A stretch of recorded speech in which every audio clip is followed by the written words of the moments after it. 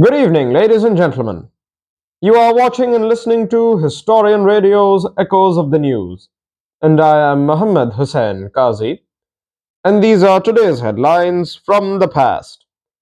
Before we make a formal start with today's headlines from the past, I would like to make an observation and issue an apology after that, and that is that many of our audience members may have noticed that I have swapped out for the time being my tie and suit with an Oxford University sweatshirt.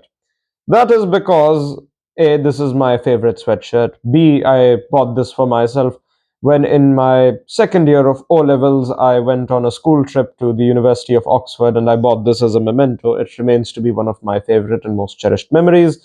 And C, because once again my dry cleaner has forgotten to give me my suit back on time.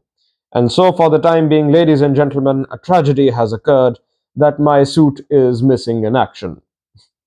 And so, for now, the sweatshirt must do.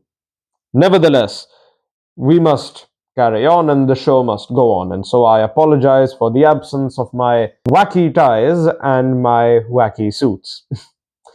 But, anyways, now we must return to the topic at hand. Ladies and gentlemen, these are today's headlines from the past.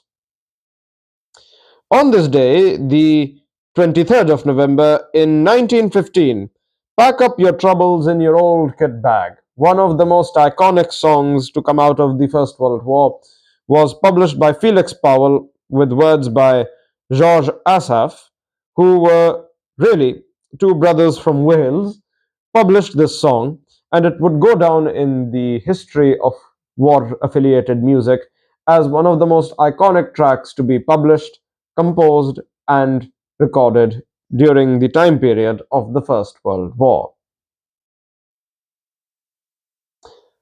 Moving forward, on this day in 1963, the 23rd of November 1963, it would be a significant day for our Doctor Who fans in the audience, for it would be on this day that the first episode of the BBC TV serial Doctor Who was screened in Britain. You will also be interested to know that the first Doctor Who was played by William Hartnell, and Anne Ford was his first female companion. The producer, Sidney Newman, thought the Daleks designed by Ray Cusick were bug eyed monsters and totally wrong for the series.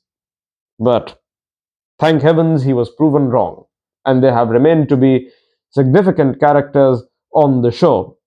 Nevertheless, this day, the 23rd of November 1963, would be an iconic day in the history of the Doctor Who television series, which continues to this day. And lastly, on this day, the 23rd of November 1988, the Grand Sumo champion, Chi Onofuji, forgive me if I have mispronounced his name, became the only fifth sumo wrestler in recorded history to win 50 matches in a row. He would later on become known as the Wolf, and his name would have been carved into a cenotaph. And on that note, we conclude today's headlines of the day. And now we move on with the next segment of our show, where we recount the famous births and deaths of famous figures from the 19th and 20th centuries and sometimes earlier. Born on this day, the 23rd of November 1804, was Franklin Pierce, 14th US President from 1852, who was nominated as a compromised candidate. He retired from active politics in 1857 when his unpopular actions lit a long fuse which would unfortunately set off the American Civil War, a conflict that would divide the country into two and would later on thankfully be united, but nevertheless it remains to be one of the most significant moments in the history of the United States of America. And alongside President Pierce, in 1859, on the subject of significant figures from the history of the United States, Billy the Kid, also known as William H. Bonney, his actual name, was born on this day.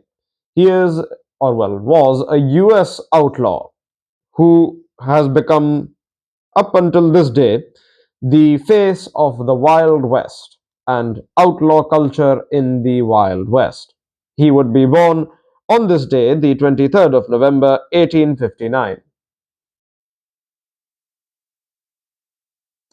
And unfortunately, on this day, in 1979, Merle Oberson, Estelle Merle O'Brien Thompson, as was her actual name, Tasmanian born actress who starred in the first production of Wuthering Heights as a film in 1939, passed away on this day, the 23rd of November 1979.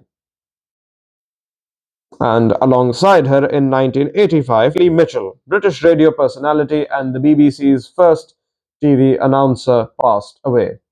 And on that unfortunate note, we conclude today's headlines of the day. You are watching and listening to Historian Radio's Echoes of the News, and I am Mohammed Hussain Qazi, and these are today's headlines as history first heard them. Good night.